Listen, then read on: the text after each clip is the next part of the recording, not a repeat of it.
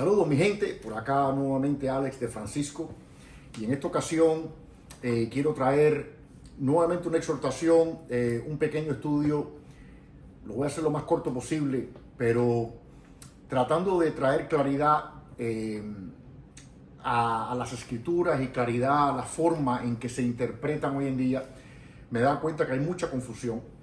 En parte me imagino yo de que sea ignorancia, en parte quizás sea mala intención de parte de algunas personas. Yo no estoy juzgando a nadie, sencillamente es lo que yo noto. Quizás hay una combinación de ambas, pero yo creo que hay bastante mala información que se está dando inclusive a través de esto, de estas vías de YouTube y redes sociales y un montón de plataformas que se usan para transmitir información, pero lamentablemente es información incorrecta, que lo que hace es alejar a personas de la verdad.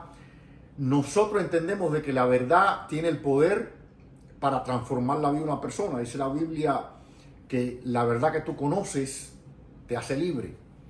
Yo pienso que no hay nada más importante en la vida de un ser humano que la libertad. Pero fíjate que no dice que algunas veces te hace libre, dice la verdad te hace libre. Literalmente, pero es la verdad que tú conoces. Entonces es importante entrar en la palabra de Dios, en las escrituras, y poder percibir la verdad real. No sencillamente lo que una persona diga o no diga, o interprete o no interprete. Tenemos que entrar literalmente en la Biblia. Y yo sé que todos dicen esto, ¿no? Y usan las escrituras, pero las usan mal.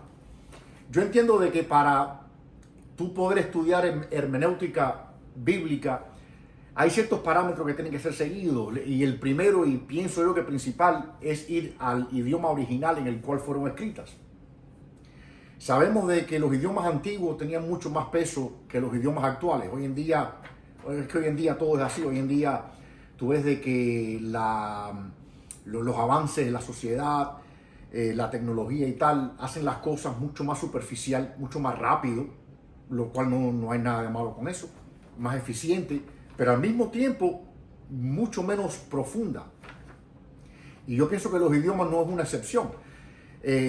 Los idiomas antiguos, en este caso estamos hablando del Viejo Testamento, el hebreo antiguo, el Nuevo Testamento, el griego antiguo, eran idiomas de mucho peso. Y cuando tú coges un idioma así y lo traduces al español o al inglés actual, no es que esté mal traducido, es que sencillamente pierde peso, pierde significado, pierde mucho material de revelación dentro de la palabra que se está leyendo. Por eso es importante ir al original y estudiar esto en contexto. Es el otro punto, entender el contexto histórico, el contexto social en el cual fue escrito esto, para entender qué es lo que la persona que escribió, siendo inspirado por el Espíritu Santo, quiso decir. Porque si no, entonces estás leyendo una cosa y estás tomando tus conclusiones, pero son conclusiones erróneas. Yo pienso que una de esas, que hay bastantes allá afuera, pero una de esas, una de las que más yo veo, son esas malas interpretaciones acerca de Pablo, y cómo Pablo veía a la iglesia, y cómo Pablo veía a la mujer, y cómo Pablo se comportaba en este tipo de ambiente. Y hay gente que inclusive lo acusa de sexista, de machista, y por ahí para allá un sinnúmero de cosas que es totalmente ridículo. ¿Y por qué digo que es ridículo? Porque Pablo no era machista ni Pablo era sexista, todo lo contrario.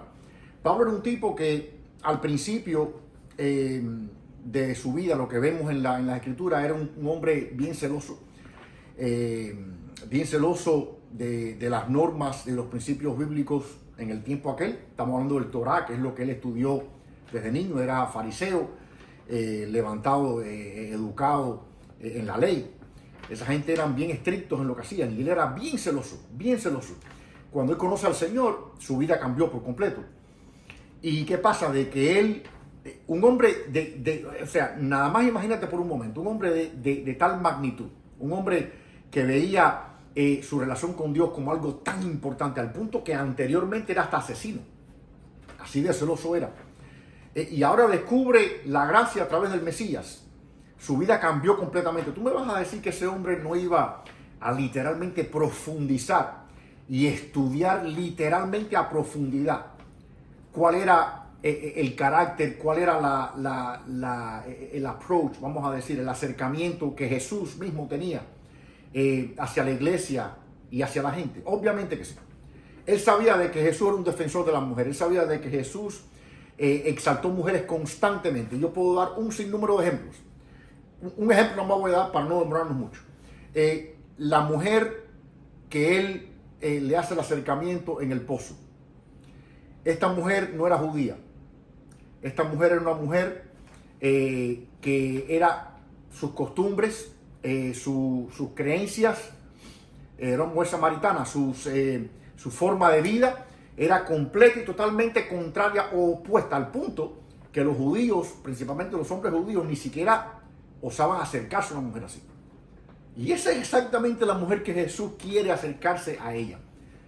No sé si entiende lo que les estoy diciendo. Y él se acerca a ella y le revela que él es el Cristo y le da perdón y transforma su vida.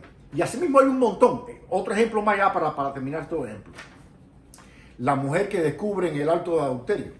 Él ahí está rompiendo esquemas culturales, está rompiendo esquemas religiosos para defender a la mujer. ¿Y qué pasa? De que la perdona, ahuyenta a todos los religiosos y la perdona, le dice, vete y no peques más. Pero la perdonó, literalmente la perdonó. Contrario a lo que la ley supuestamente decía. Y así un sinnúmero de cosas. Otro más. Las primeras personas que predicaron a Cristo fueron mujeres. Eso no es coincidencia, porque en las Escrituras nada es coincidencia, ni con Dios nada es coincidencia. Fueron mujeres las que predicaron a Cristo por primera vez. Es más, le predicaron a incrédulos, hombres incrédulos. Entonces vemos de que Jesús, el acercamiento de Jesús hacia la mujer era bien específico, y él siempre trataba y buscaba, él buscaba exaltar a la mujer y llevarla a un lugar de prominencia. No llevarla por encima del hombre, pero sí llevarla a un lugar de importancia, porque en aquellos tiempos la mujer era segunda parte o tercera parte. Y esto es lo que Cristo trajo. Tú me vas a decir a mí de que Pablo, siendo el hombre de Dios que era, a donde inclusive él dice, ya no vivo yo, sino Cristo vive en mí. Su vida paró, el momento en que él conoce al Señor y Cristo transforma su vida. Obviamente, él sabía exactamente cuál era la mentalidad del Señor, él sabía exactamente cuáles eran los propósitos del Señor hacia la mujer. Perfectamente lo sabía. Pero yo voy a estar leyendo acá, por eso es que bajo acá. Pero ¿qué pasa? Que dice acá, ante todas las cosas, mira, en 1 Corintios 1:11, a él se le da un reporte. Y él lo dice, no, esto, hay cosas que yo he escuchado. Y obviamente ahí va, y ese es el punto a donde él está literalmente atacando problemas. Él no está atacando a la mujer, ni está poniendo a la mujer como segunda. Él está atacando problemas que existían. Corinto era un lugar específico, un lugar que tenía, yo hice el research, lo tengo aquí en todas las notas. Era un lugar profundamente influenciado por prácticas paganas, comenzando por ahí. Era un lugar que la idolatría existía, la sexualidad existía, hablando de incorrecta, ¿no? Costumbres religiosas incorrectas. Entonces, este hombre está viniendo a enfrentar o a tratar de eliminar todos esos problemas para que la iglesia surja. Él era, obviamente, apóstol, era el encargado por el Señor de levantar todas esas iglesias. Ahora, ¿qué pasa? Que hay gente que dice, no, pero él dijo que la mujer no hable en la congregación. Ese es el primer punto. Y yo veo iglesias hoy en día que cogen esto y yo, que la mujer no puede predicar, y que la mujer no esto, y que la mujer no lo otro, y que tiene que callarse. Déjame decirte una cosa, Pablo no estaba diciendo ahí de que la mujer tiene que callarse. Pablo estaba atacando un problema. En primer lugar, la mujer antes del Señor no tenía ningún tipo de negocio, ningún tipo de nada que ver con la iglesia. Ellas no entraban en los templos, ellas no entraban en los servicios. Ellas eran secluidas y recluidas completamente. Ellas no sabían nada. Cuando el Señor muere y resucita, hay una transformación completa, eso se sabe. Y en este momento ya las mujeres empiezan a ir. ¿Pero qué pasa? De que viene Pentecostés, empieza el Espíritu Santo a trabajar sobre la gente, desatando dones, donde lengua, donde profecía, donde discernimiento y por ahí para allá. Y las mujeres empiezan a recibir. Pero ¿qué pasa? Que ellas no entendían, ellas no sabían cómo comportarse en el ambiente de la iglesia. y estaban causando desorden. Y eso es exactamente lo que Pablo está atacando. Pablo no estaba diciendo, mira, deja de hablar o no hables en lengua. Es más, déjame decirte esto. Aquí hay una palabra clave que usa Pablo cuando dice de que las mujeres callen. Es la palabra sigai. Y esta palabra significa silencio temporal, oportuno. Dice, Pablo usa la misma palabra para lenguas, profetas y mujeres, demostrando que el mandato es funcional y no absoluto. En otras palabras, la palabra que él usa en el original, y por eso es importante el original, en el original griego, es una palabra que no significa silencio absoluto. Él no les estaba diciendo cállense absolutamente en la iglesia. No, señor. Hay una palabra que sí significa silencio total. Y es la palabra siopao, que siopao sí significa silencio completo y total. Esta no es la palabra que Pablo usa aquí. ¿Por qué? Porque él no estaba trayendo un mandato absoluto. Él lo que estaba era tratando de traer orden al comportamiento que estaba pasando. Por eso inclusive él dice, si ustedes quieren hablar o si quieren preguntar, pregúntenle a su esposo en la casa, porque ellas estaban interrumpiendo inclusive los servicios, a donde estaban haciendo preguntas, interrumpiendo. En los tiempos aquellos los servicios no eran como ahora, que era un predicador hablando. Esos eran servicios bien interactivos, a donde había unas personas profetizando, habían otros practicando el don de lenguas representativo a la profecía. Había un sinnúmero de gente en una dinámica bien movida. Y por eso inclusive es que él está tratando de traer orden, porque esto era desorden, era literalmente desorden, el cual venía, como dije anteriormente, de un sinnúmero de cosas. En parte, la forma en que la sociedad pensaba, las costumbres que ellos tenían, un sinnúmero de cosas. E inclusive, en aquellos tiempos, creo que en Efeso se practicaba la oración a la diosa, creo que era Artemis, creo que se llamaba, traducido a Diana.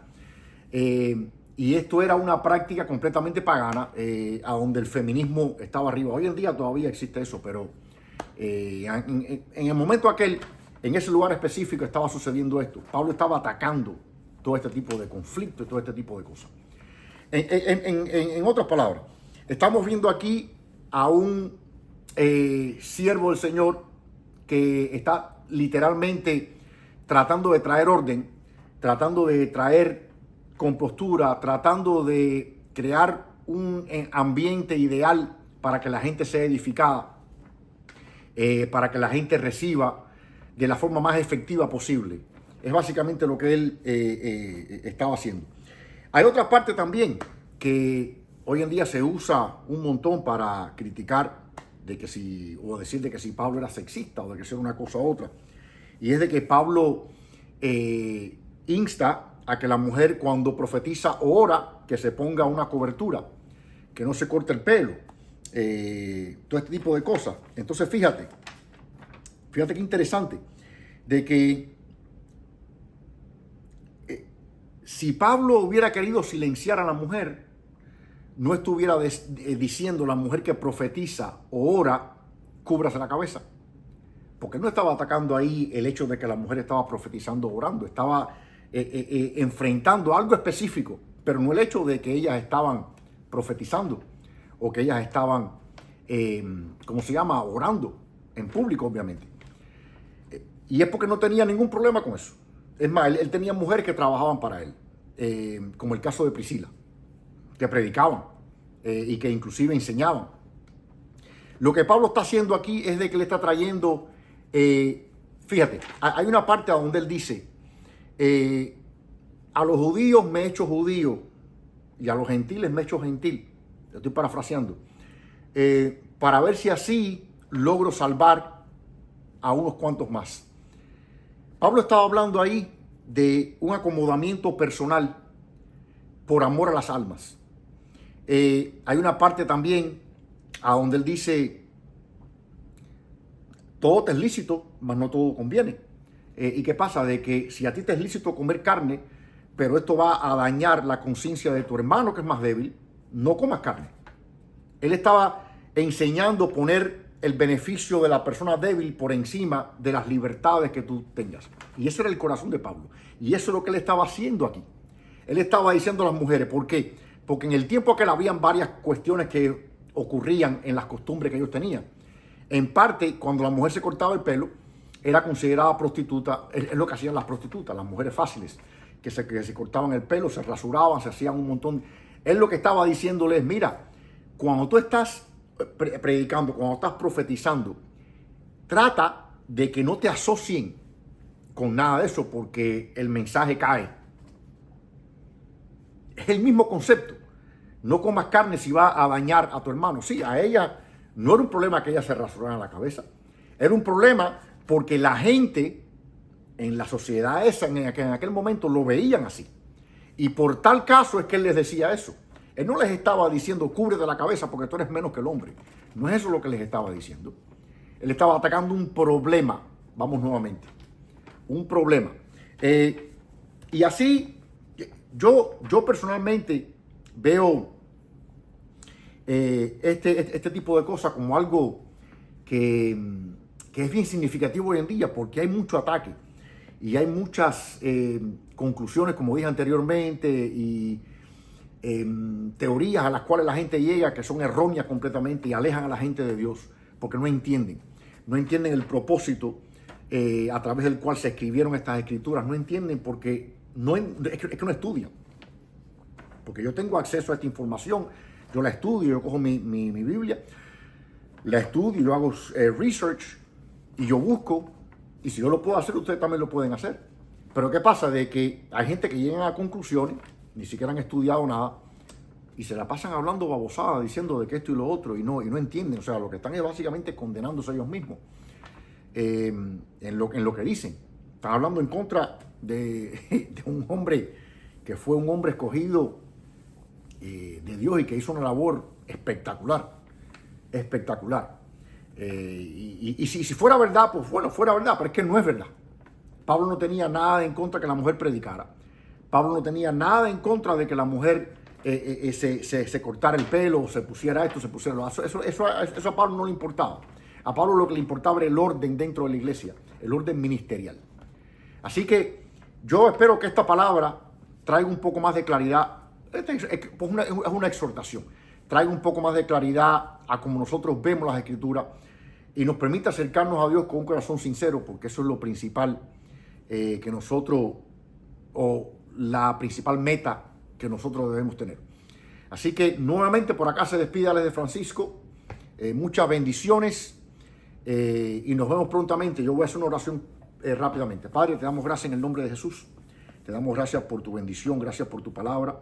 Yo te pido que esta palabra, Señor, sea usada por tu Espíritu Santo para traer claridad y discernimiento a todo corazón que lo escuche. En el nombre de Jesucristo, amén. Dale like al video, compártelo con alguien más para que puedan recibir este beneficio. Muchas bendiciones.